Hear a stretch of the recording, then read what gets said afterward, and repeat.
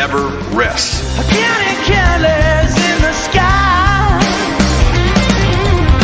What a thrilling time to be alive.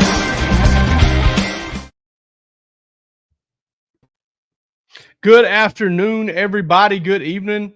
It is the Georgia Show. I'm Jake Rowe. He's Rusty Mansell. We're from Dawgs HQ, and we have former Georgia Director of Player Personnel, Matt Godwin, on to talk a little bit about the start of this football season, kind of what this final week looks like for Georgia, the calm before the storm is over. Rusty, it's game week. I can't hardly contain myself. What's going on, man? It's going to be the longest week ever, but I don't want to mess around. We got all night to talk. This is, I think this is one of the best guests we have. I'm not trying to blow Matt up here, but I think Matt knows insides and outs of this program, what Georgia has done over the last couple of weeks, some of these recruiting battles versus Clemson, and what kind to expect on a game week at Georgia. Matt, how you doing, man?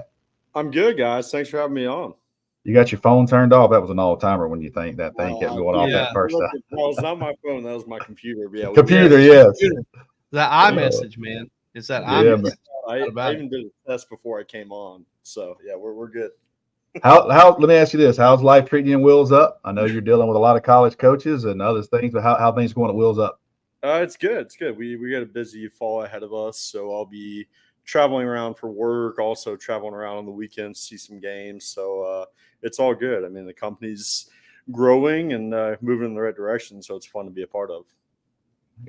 Now, Matt, obviously you're in a completely different realm now, but looking back, where did this time of year, right as the season's about to get to crank up for you, where did it kind of, your excitement meter, your, hey, we're here, what did this mean for you guys, for not just you, but other support staffers, coaching staff? How excited are they to get to this Monday Sunday, Monday, a game week?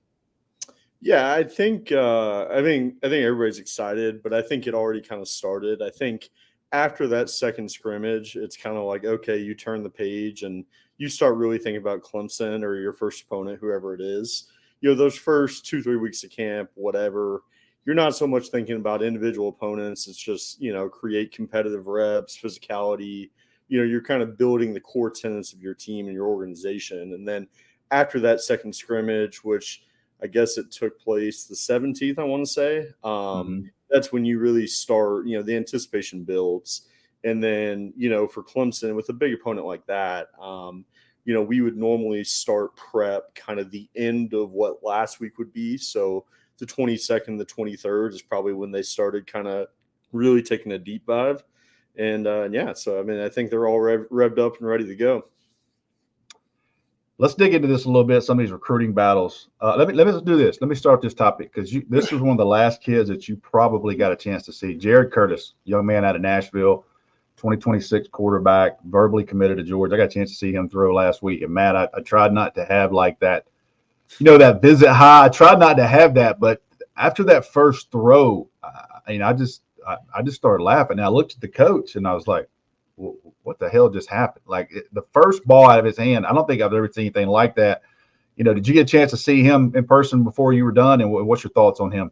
Yeah, I think, you know, I'm going to be careful. You know, the last time I was on here, I compared Ryan to Caleb Williams. So I got super expectations. But no, I mean, when you talk about elite arm talent, I mean, that's what this guy is. And, I mean, his arm talent is something special, and it's something that we haven't seen much in this program or anybody's seen. So I think that's the number one thing they're excited about. But also, you know, he's a quiet, humble kid, kind of country. And that's what they like about him, right, is he's not into the NIL. He's not into the image and, the, you know, the marketing and all this other stuff. You know, this guy just wants to play football. And I think initially that was the thing that stood out about Jared because – I mean, we were on him when I was still there. And then obviously Coach Bobo, Montgomery, Van Gorder, all those guys, they kind of continued that foundation and they got him on board. So I think there's a lot to be excited about. But, yeah, I mean, the arm talent is it's something special. So yeah, there's a lot that goes into quarterback. I kind of learned my lesson over the years. But that skill set of what he's got strapped to his shoulder right now, you want to start with that. So a long way to go with him. Seems solid. Enjoyed and like you just said, man, I'm like I've barely just sent some DMs with him and barely was like, hey, look, I'm coming to see you. Promised you I would, and was able to set that up. And It's funny to get there and he starts talking about other kids. That's a great sign for me when you start pointing out other players and, hey, this guy's good, this guy's good. And, actually sent me a DM, didn't say thank you for coming, didn't say, hey, when you putting that stuff out, he sent me the DM of one of his the Twitter handle of one of his other players. So it kind of tells you his focus and had a really big game. Charles Power, our director of scouting, he put out some stuff this weekend. Guys, you hadn't seen that, you might want to watch that because he made the first 2 throws of that highlight tape from Friday night are just it's unbelievable what he has done.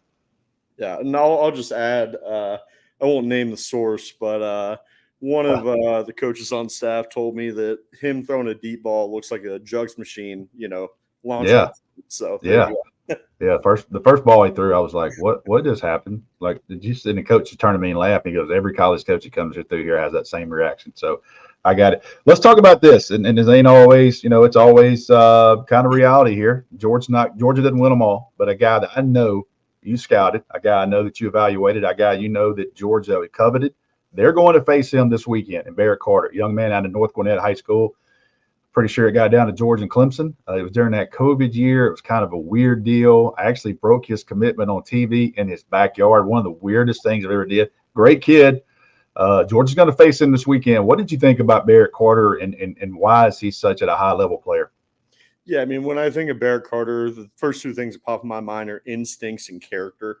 I mean, Barrett Carter genuinely, truly, I think was one of the best kids that we recruited in, the last 7-8 years. I mean, stand-up kid, great family. And then, like I said, the instincts. And, on the football field, you saw that at linebacker and running back. I don't think it's really a secret now, but it's gotten out that, schools like to see linebackers that play running back, right? Because it's kind of the same position on opposite sides of the coin. It's very instinctive. It's reading, diagnosing, recognizing. So you saw that from Barrett, and that was the biggest thing. And, he's really twitchy. He's got really good quickness. He's really solid on contact. He's probably not as talented as maybe some other guys, but he is just a really, really good football player. And, going back to that class, when I think about it, we kind of had 4 guys that were above the rest, and it was him, Smile Mondon, Xavier Sorey, and then Jamon Johnson. And Barrett and Jamon were kind of, we likened them to each other, where maybe they weren't as talented as the other 2, but they were just really solid football players. And then Smile and Sorey were kind of the high upside, longer athletes. And obviously Smile has done a really, really good job at Georgia. And then I think Xavier Sorey will have a good year at Arkansas. But Barrett was, he was one of my favorites for sure. One more question before you jump in here, Ro. Talking about this, and this was a Clemson-Georgia battle, even though, Georgia kind of was always a team to beat. Clemson made their run at him. Malachi Starks, what was it like with him? Almost the same description as Barrett Carter. This time Georgia got this guy, but Malachi Stark's going to play a big role this weekend for Georgia, obviously this year. But what was that like during that recruitment for him? Malachi was a funny kid because, he came up to a game when he was a freshman and just loved coming to games. And, Malachi was kind of an all hands on deck thing where, position coaches were involved, Coach Smart was involved. But, we had some support staffers that did a really, really great job. James Ellis, Angela Kirkpatrick, Rashawn Scott. Those 3 kind of together, I really give them the credit for kind of bringing them on board. And I remember it was just so funny because, you hear stuff, if you don't know if you're getting, if the guy hasn't told you where he's going before his commitment, it's not you. That's kind of like the old signature line. And, we felt really good about Malachi. He'd been on campus 1,000 times and, he said all the right things, but he never said, hey, I'm coming to Georgia. He never told Coach Smart that. He never really told anybody that. So you get commitment day and it's like, I mean, I think we're getting this guy. And then sure enough we did. But it was an interesting one because 99% of the time, the guy tells the school where he's going. And I think Malachi, he just kind of knew where he was going. And I think in his mind, he probably just assumed we knew. But it was a stressful day. I did that one on TV, and we're coming out of COVID. Matter of fact, we couldn't even do it at Jefferson High School because they didn't want to do – so we did it at a community center. From what I understand, it's supposed to have been like 100 people there. I roll up in there, and there's about 500 people in there. We're about to be on live TV, and I'm like, oh, my goodness. And I did not know until about an hour before, and they had the kind of the sheets over the balloons, and I was like, I got to see. So I walked to the back and I kind of pulled the sheet back, and I saw the red and black balloons. I was like, all right, we're good for the show here now. So, but he was very quiet during the recruitment, but obviously big time talent, and he's going to be a first rounder this time next year. Yeah, and I mean Malachi, hit the ground running like few guys ever have. I think people know this just from guys like you reporting it and different people in the media, but I don't know if people fully grasp how difficult our defense is, particularly at safety and inside linebacker. To start as a true freshman at safety like he did, and Caleb Downs did it at Alabama, in that Saban smart system to start as a true freshman at that position, people will have no idea how hard and impressive that is. So you go ahead, Ro. Ro's muted. Jake, you're muted. I do it all the time, man. It's Sunday, baby. It's Sunday. It's game week. That's what we do on Sundays. I try to talk through the mute button. I just did it on a radio show about an hour ago. So looking at this Clemson roster, I wanted to ask you, anybody else stand out other than Barrett Carter as guys that you remember really well, or that maybe some other favorite guys you have as far as you're connecting with them, watching their film, whatever that you like on this Clemson roster? Yeah, I think the guy that pops out isn't necessarily a guy we were crazy about, but is Peter Woods. Peter Woods was very highly touted from Birmingham area. He was a defensive tackle. To be honest with you, we kind of picked him apart. We were like, this guy's never going to get big enough. We at Georgia, we like those 6'3", 6'4", 300+ pound frames. And Peter was more that 6'1 3/4", 6'2", really stout guy. But obviously the traits, popped off the tape. He was twitchy, powerful, a good athlete. And, I think that, we were definitely wrong, based on what he did his freshman year at Clemson was really impressive. And I'm thinking about a text from, I think it was last October or November, whenever Georgia Tech played him, Buster Faulkner, they were on the bus up to Clemson, and he texted me. He's like, did you not like this Peter Woods guy? He's like, this guy's going to kill us. And that's one I don't really lose sleep over, but I think that guy, he presents some problems, with a guard like Tate Ratledge, who's 6'6", Dylan Fairchild 6'5". Sometimes these squattier three techniques, guys have a hard time with them because they can't get leverage. They can't get low enough. Thankfully, our center, Jared Wilson, is about that size, and I've got a lot of faith in Jared. But I think that's got to present some problems. Barrett Carter, who we mentioned, and then I think there's a lot of smoke on these wide receivers that they just signed. TJ Moore from Tampa was a guy that we absolutely loved, and I think that we were kind of ahead of the curve. I think he ended up being pretty highly ranked, but I mean on our board he was. He wasn't J.J. Smith level, but he was up near the top, and that's a guy that. Is a little bit scary for a program like Georgia because, they don't have a lot of tape on him. They don't really know what to expect. So him and then the other guy from Dallas, Bryant Wesco, I know that Clemson's really talented or really high on them. And they both have a lot of talent. And like I said, just with the lack of, film, you don't have a lot to prepare for. So, when the ball rolls out, Georgia's not really going to know what they're getting into with those two freshman wideouts. You talk to a lot of NFL guys still because they know you kind of know this roster. What's kind of been the feedback in August from guys that you've seen and have seen Georgia and maybe even Clemson? What's been the feedback there, if you can share some of that? Yeah, I mean, I think, the scouts are impressed with Georgia. It's funny because the biggest thing the scouts have said is like, man, like, y'all got some really good players, but also some really good kids. It's like when a scout asks me a question, I don't have to lie. I don't have to say, this guy does everything he's supposed to do. You're just genuinely telling the truth. And it's like, Coach Smart has got a really, really good group in that junior, senior crop. And I mean, look, there's going to be some guys that go high. I'm not going to speculate on exacts, but I think Georgia's absolutely going to have double digits guys drafted, and you're going to have some guys go in the first round. So I think it's as strong as a group as we've had. And in the past, we've probably had some better top end defensive talent. But the difference is kind of moving forward really since 2022 is we're more balanced. We got some really, really good offensive players. So I know that, when NFL coach or NFL scouts go to those practices, they're excited, they're giddy. Georgia's one that, they all circle and they want to get back to multiple times. So. Mm-hmm. Jaylen Walker, that's the one I kind of hear the NFL guys love. Like, they love his versatility, rush to passer, play inside backer, can cover. He's kind of a 3-down backer. Like, he doesn't have to leave the field because you can rush him on 3rd down. He can make a ton of money this year. Am I wrong in that? No, not at all. And I think, Jaylen Walker, I think if it was 10 years ago, I think NFL teams would have a hard time placing him. Mm-hmm. But, when I think of Jaylen Walker, there's one player in the NFL I think of, and that's Hassan Reddick. Hassan Reddick's a kid from New Jersey that, Coach Fran used to talk about all the time, went to Temple. But Hassan Reddick is 6'1.5", 235, 240, super twitchy, great athlete. Came into the league as an off-ball linebacker with Arizona, didn't have the best instincts, really wasn't a great fit.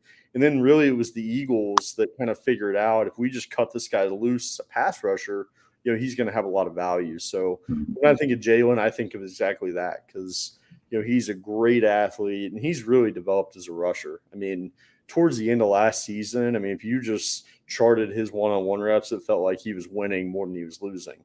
So I think NFL people are obviously really excited about him. And like you referenced, it's the versatility.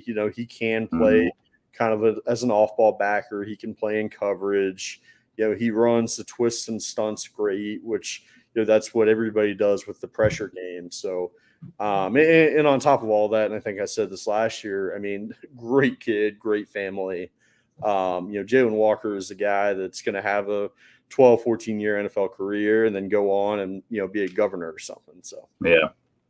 Also that kind of player who, may get a few chances to rush, may also have to set the pick or kind of rub the guy off there in terms of, getting a rush, and he does it every time. So that's kind of a very low ego player. And I think that kind of makes him fit into what Georgia wants to do. Speaking of those kind of outside guys, you got Damon Wilson going into year 2 now. I know you were really high on him going into year 1, up around 250 pounds. I just wanted to kind of get your thoughts on not necessarily setting expectations for him, but just him as a player, and him as a player at, probably 20, 25 pounds heavier than he was last year. Yeah, I think, Shadera and I were both really excited about Damon Wilson. And that was one that went down to the wire with Ohio State, I think, as everybody knows. But, I think when people think edge rusher, they kind of think the Jadeveon Clowney mold. Clowney was 6'5", 265, ran a 4.5 40. And, you would love to have that. But those guys don't grow on trees. No, right? And no.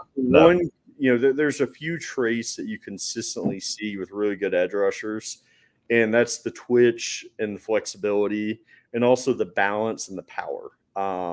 So, a guy may run a 4.7 40 or 4.8 40, but if he's got those other traits, usually you can make up for lack of speed. And I think that's what Damon has, is he's unbelievably flexible, really twitchy. He plays with his hands very well. And I think for him, the biggest thing was just getting tougher, just flat out. And, a year in the program, he's got some good weight on him. So he's going to be able to have a little bit more power, a little bit more oomph when he strikes someone. So I think, I'm really excited about him. I know that they're going to rotate heavily at that jack spot because I know they want him in on 3rd down. And if you want him in on 3rd down, you're not going to burn him out on too many 1st and 2nd down reps. So that's where you're going to see, your Gabe Harris, maybe even Michael Williams, Quintavious Johnson, who I know everybody's hearing about him, and Chaz Chambers, obviously. So, what you got, Ro? I think I'm out of questions for Matt. He just blow right through them. He's like, this all you guys got? Well, got one question there, our man Evan Grimes. Matt, do you miss it? Do you miss the grind? I say this, and I've said this about you, and I've said this to people that leave college coaching and get into the corporate world or the real world. It's almost like a military person going into, you have to re-enter and kind of reset yourself and understand that you can put your phone down at night. What was it like the last year? Because I know how you've been programmed, but are you able to enjoy and kind of check out now?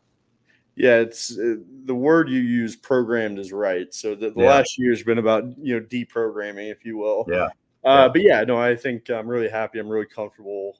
In terms of returning to college football, I'd be lying if I said I didn't notice that a guy at Alabama is making $25,000 a year. So that certainly raised the eyebrows. But wow.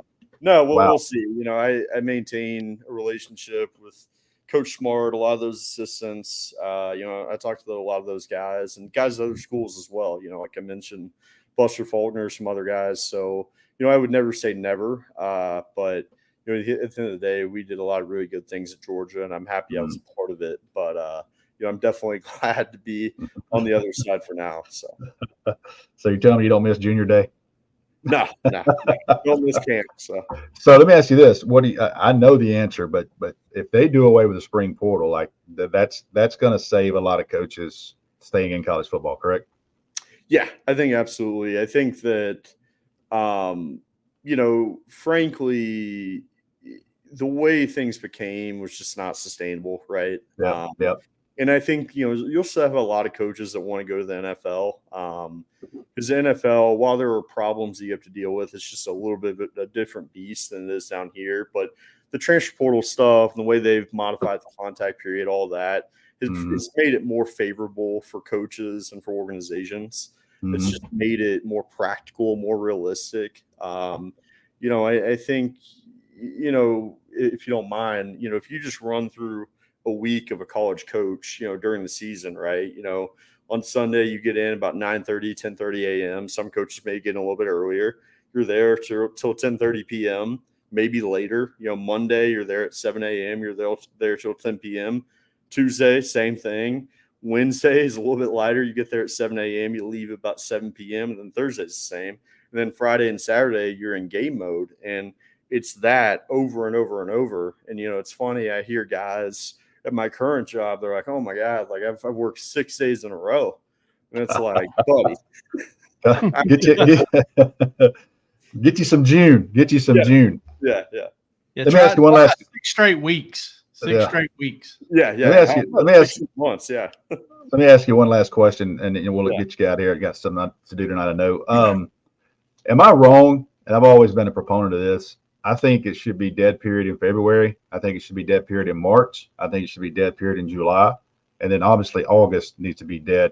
I think they need to keep February and March dead because it allows the kids to focus on their high school and their off-season training. And it allows those college coaches to spend time with their team and then game planning and doing the off-season stuff, because you're going to get July, which is sensible. That last week of August was the dumbest thing almost in the history of the NCAA, period. Going dead in August was the best thing I think they've done in a while. In fact, I wouldn't be opposed to having like a Saturday where you can visit from 12 to 6 where you can watch a team scrimmage. But you got to be off. You come at 12, you have to be off by 6, period. 2 Saturdays in the fall, you could come see a team scrimmage, and that's the visit. Can't stay overnight, something like that. I think everybody would be okay with that. But I think they're trying to make some rules, but I would love to see March go dead in this. Yeah, I completely agree. To your point, Coach Smart used to make that comment all the time of, I don't get to spend enough time with the team. I'm busy with you, seeing all these recruits, and I'm meeting 12 recruits in a day. Meanwhile, I didn't see one current player. I think the February, March, and then, the July thing to me is just a no-brainer. That last week in July was, one of the worst weeks of the year because you get back from vacation. Oh, it's like, here we go. We get a little bit of recruiting, then we get camp. So I think, what you just said makes a lot of sense. And again, the stakeholders in college football have to look around and be realistic because, if they don't, you're just going to keep losing really good coaches like Brian McClendon to the NFL. So. All right, give us your prediction. Georgia Clemson, what you got? I like the Dogs pretty big. I wouldn't be, I don't want to lie, but I may have some money riding on it. So, I feel really good. Thankfully, knock on wood. Hopefully, we don't suffer any more injuries. But it sounds like we're down Rod Robinson and Jordan Hall. But outside of that, it sounds like the guys are pretty healthy. So I like it. Home crowd in Atlanta. We'll be ready to roll. There you have it. We appreciate it, man. Thanks for your time, buddy, and good luck. Good luck with everything you've got coming up right after this show. Absolutely. Appreciate it. Thanks, Matt. All right, that's it. Hey, we appreciate Matt coming on, and we also appreciate our new partner, GameTime.co. GameTime.co. Now, listen, they were here with us last year, Rusty, and they did a phenomenal job. I visited this website several times. I love going to live events, whether it's comedy, whether it's Rusty is the live music king. I can't tell you how many times Rusty sends me a text message. He's like, "Hey, I'm going to this, I'm going to that." We use Game Time because Game Time, listen, this is one of the most interactive maps I've ever seen. Nobody does it like Game Time when it comes to the app, when it comes to the fluidity of using the site. It's intuitive, it's interactive, it's a lot of fun. And listen, there are tickets all over Mercedes-Benz Stadium, some affordable tickets. That is crazy. That's this weekend? That's this weekend. That is this weekend for Georgia. Clemson. There's always a lot of secondary market tickets out there. Now, we don't really understand right now how much each one of them is, but you can go standing room only for $125. That's not bad. You got a $120 seat up here. There aren't very many bad seats in this place. I will say that. You're right up here in this corner right here where I'll be at. Let you come see me. But so come on over to GameTime.co. Use the promo code on3. Okay, use that promo code on3, and you will be able to get $20 off your first order. Terms apply. Now, read through the terms on that. I think you have to spend a certain amount, but terms apply on that. But come on over to GameTime.co. Use the promo code on3, and you'll get $20 off your first order. That is on ON3. Just to make sure you know that. And listen, we know. What time is it? It's game time. Download the app, check it out, get your discount. And go to this Georgia Clemson game. Go to a comedy show. Last minute tickets, they specialize in them. They're the best out there. We appreciate Game Time, Rusty. And listen, I'm going to spring this one on you because I didn't have a time to kind of tell you what we want to talk about. I just want to make a few predictions for this season. So last time we're really going to be on here before we really need to dig into Georgia and Clemson. So I wanted to get one chance, not necessarily game by game. You did that for the website, and I did that. Yeah. And I'm going to do that this week. But what do you think are some things that are going to happen? And if you're having a hard time thinking about, let's do this. I'm going to narrow it down to the offensive side of the ball. Give me a prediction for Georgia's offense this year. I'll go two predictions, and I'll have to justify one with the second one. I will say, and it's not like a big shocker, Carson Beck will be in New York in the finals for the Heisman. Will he win it? Don't know. That's a lot. I think he'll be a finalist in New York. I think he'll be there. I think Georgia's running game is going to be significantly better. I think you're going to have guys that can create. I think you're going to have guys in the passing game that can really hurt you. I think you're going to have guys that can turn. I've always said this, can they turn 3rd and 7 into 3rd and 3? And you don't see a lot of 30-yard runs and 40-yard runs and those types of things, but can they make you miss in small area? I kind of like what Georgia's got more athletic there with Trevor Etienne, and then obviously the buzz around Nate Fraser, what he can do, what we've seen on tape. I just think that if they can stay healthy there, they've added some different tools in the bag. They've always had good running backs at Georgia. Period. Had a lot of hammers lately. And guys that can make somebody miss. You throw a screen pass to a guy, and you miss a tackle, and you give up 20 instead of giving up 8. You know what I mean? That's what I'm talking about. So I think the run game, not just in between the tackles, but out in space. And what Mike Bobo has done in the past with running backs and ability to use them in the passing game, even Todd Monken did it too. Saw our man Kenny McIntosh last night take one to the house. Man, he was so good in the passing game and some of the stuff they did with him. So that's my two predictions. I have to justify because Carson Beck's going to put up some real big numbers to make that. I think Carson Beck has big-time, prime-time games. He'll get big audiences. There'll be a lot of eyes on Georgia nationwide. He will get a lot of chances to get himself an invite to New York.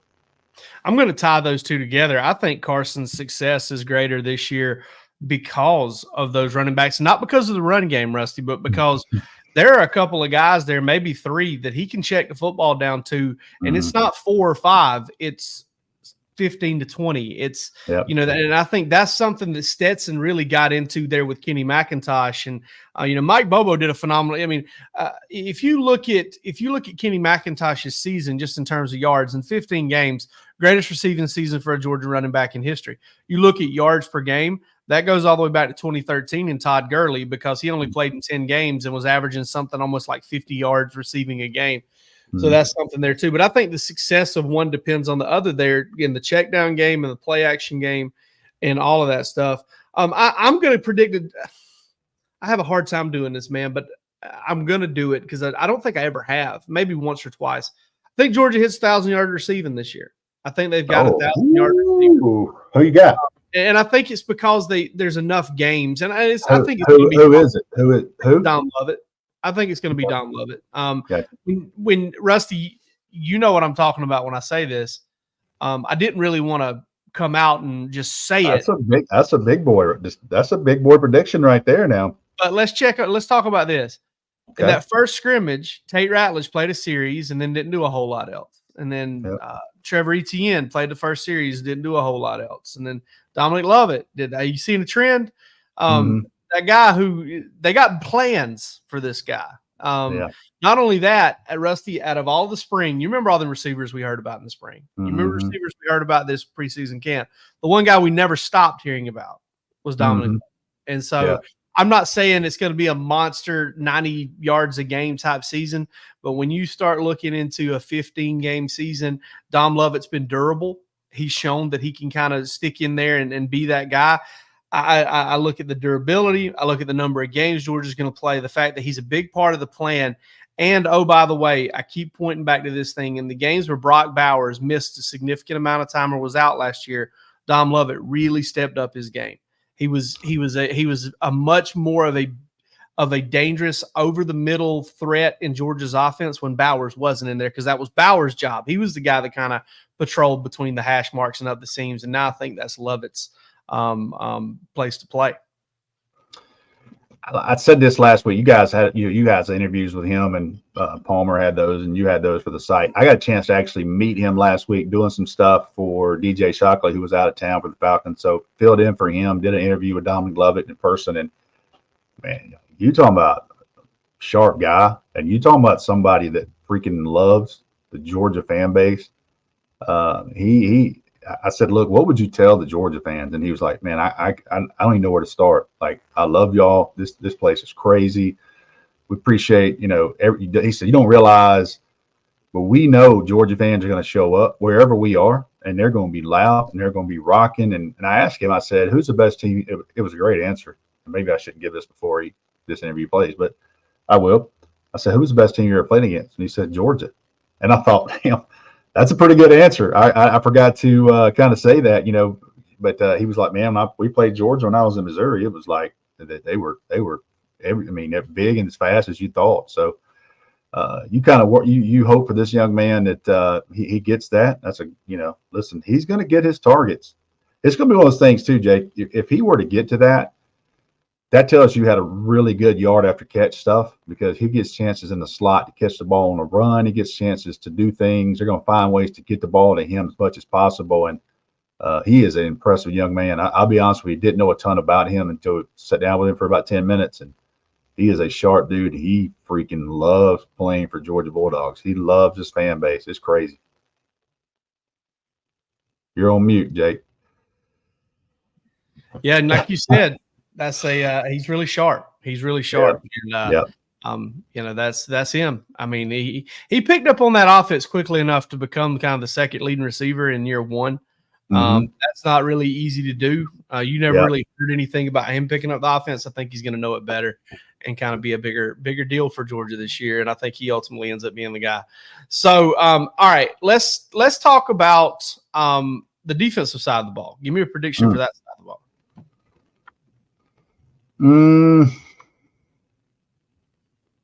I think that Jaylen Walker will have 8 or more sacks. Can you put that in? Can you write that in for me? Okay, I got you.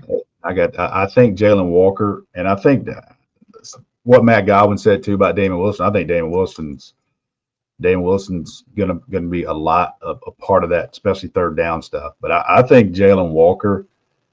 I'm telling you, man, I just think he's gonna have a great year if he stays healthy. I think this is a guy that Georgia fans are gonna be really, really excited about. I didn't think about that Hassan Riddick comparison, but man, that really kind of is there. You know what I mean? And so I'm on the table, man. Jaylen Walker, might as well double down on him.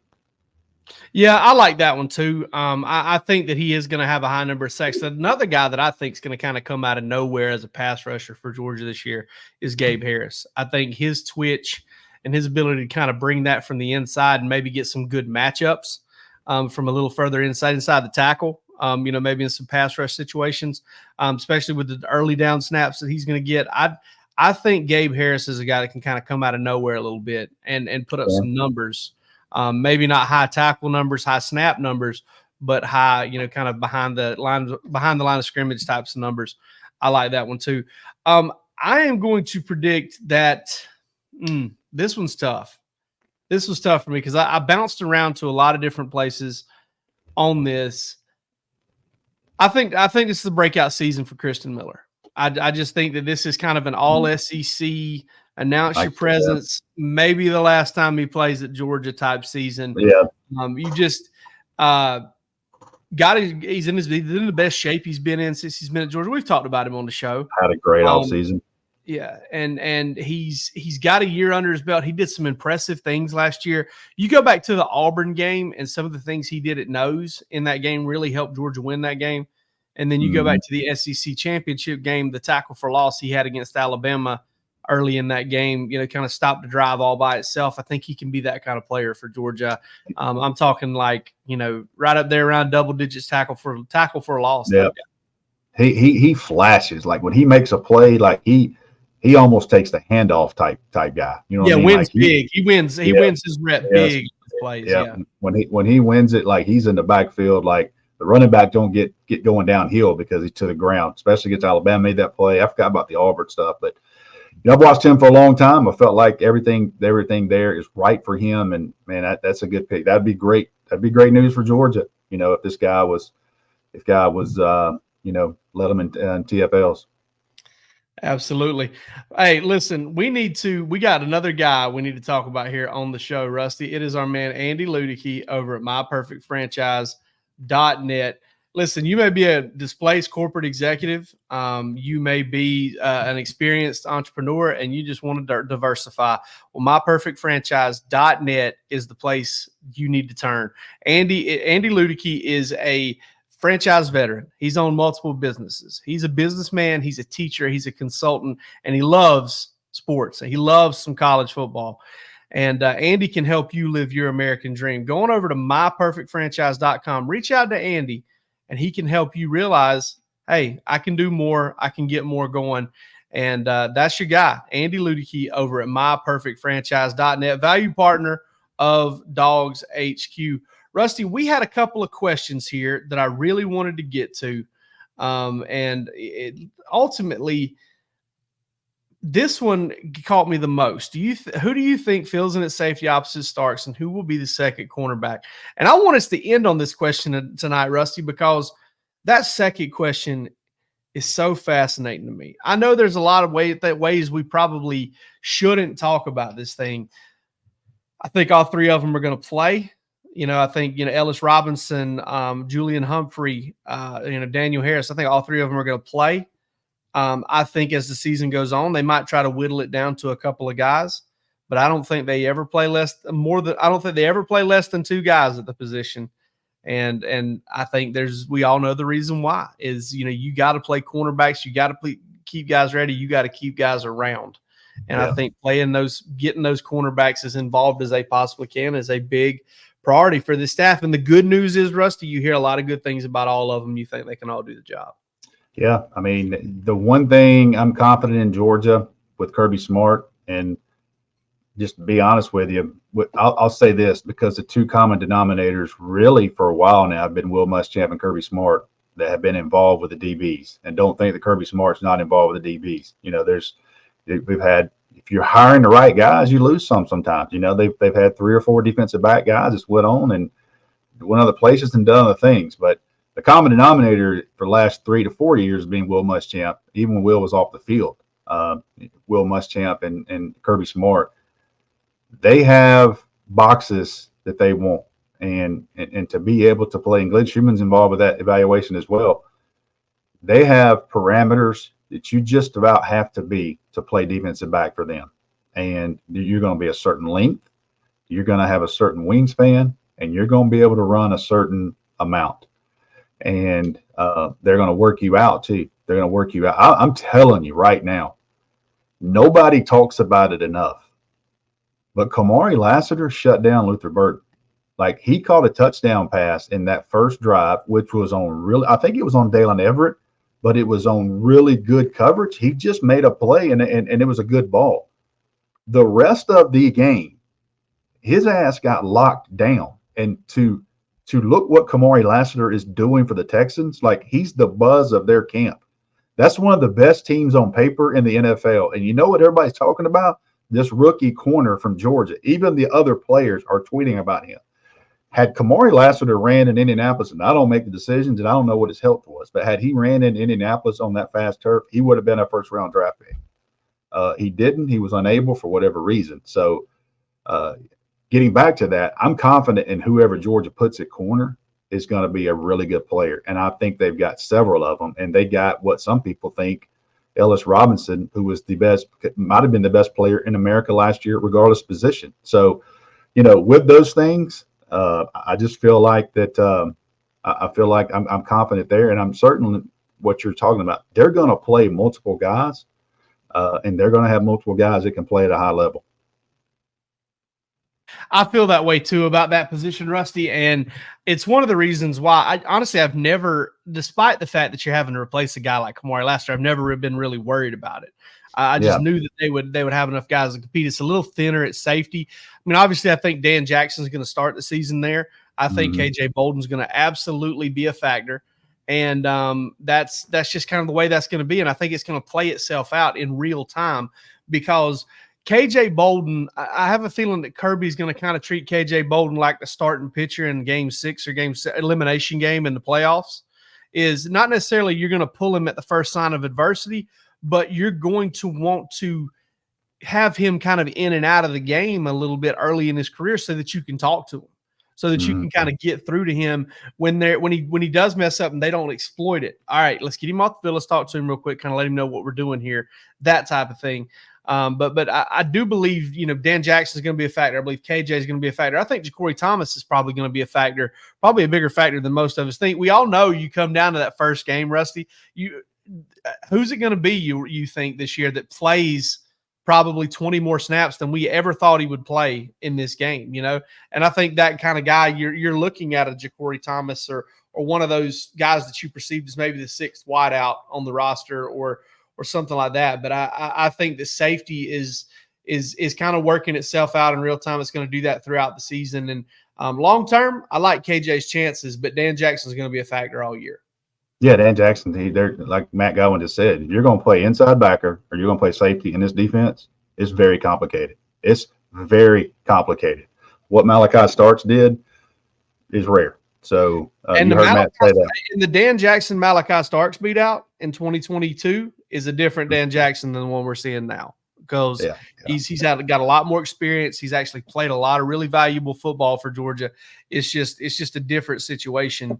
And you know, KJ, you know, is trying to catch on there, and I think he'll eventually be a big part of that defense. I agree 100%. Got one more question here. Rusty, how good is Nate Fraser? Nate Fraser has been a lot of buzz. He has been a ton of buzz this season, this fall camp. Everybody's talked about him. If you've been there, if you've been on Dawgs HQ, we've talked about him. I think everybody that's got a social media platform has talked about it. You know, kind of caution there. You know, we'll see it in a game, but this guy's not going to come out and rush for 250 yards Saturday. Like, you know, you're going to see flashes on him, and you're going to see why he's special. But as the year goes on, I am confident this kid is going to be a real part of this offense as it goes on. And again, you know, I've told the story about Noshawn Marino, and coaches going to Mark Rick and begging him, man, please don't redshirt this guy. We know this guy can play. We know this guy can play. And, Coach Rick had 3 upperclassmen, and they were 3 NFL guys. He just wasn't going to do it, and that's okay. But those days are over. You got a guy that can help you right now. You're going to find a way to get him on the field, and I'm confident that Nate Fraser is going to be a part of this offense. Yeah, no doubt about it. I think he's going to be a big part of this offense. I mean, there's a good chance that kind of right out of the gate, if Rod Rob is down and for any length of time, and I think we figure he probably is going to be for at least a month. I think we're probably talking double-digit averaging some double-digit touches a game probably, or right there at it, just very early in his career. Yeah. Oh, what do you say? What did Evan say there, Sana? Evan says, sign up for Dawgs HQ and Dawgs HQ Plus if you want to hear us talk about Nate and drop a cuss word. So that was a one time. I was one and done, man. I was like a Kentucky basketball player, man. I was one and done. That's right. All right. Hey, speaking of, we got Dawgs HQ Plus. Listen, if you haven't checked it out, come check it out. It's awesome. We let our hair down. We throw it. We throw the knowledge at you as fast and furiously as we possibly can. It's 45 minutes to an hour. It's a lot of fun, and I think we're getting better with every show with it kind of turning loose. So join Dawgs HQ Plus. We would love to have you. Come on over to Dawgs HQ. We would love to have you there too. I think you're going to want to visit the site tomorrow. I'm just saying. There's a surprise. Just visit the site tomorrow, not just for the content, but we got something coming for you, something special for you. DawgsHQ.com. We want to see you. Dawgs HQ Plus is coming up on Tuesday morning, first thing Tuesday morning, and then we'll be previewing Georgia Clemson on Thursday morning. And we want you there for all of it. Come check us out, and we'll check you out later on.